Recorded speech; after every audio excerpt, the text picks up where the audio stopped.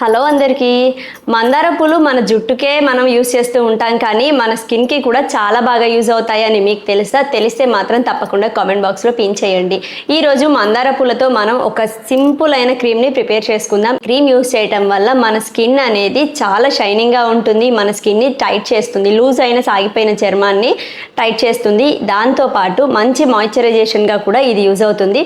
దీన్ని సింపుల్గా ప్రిపేర్ చేసుకోవచ్చు. ఎలా ప్రిపేర్ చేసుకోవాలో ఇప్పుడు చూద్దాం. ముందుగా కొన్ని మందార పూలని రోట్లో వేసుకొని కొంచెం వాటర్ యాడ్ చేసుకొని మెత్తడి పేస్ట్ లాగా ప్రిపేర్ చేసుకొని ఒక జల్లెడలో వేసుకొని వడపోసుకోవాలి.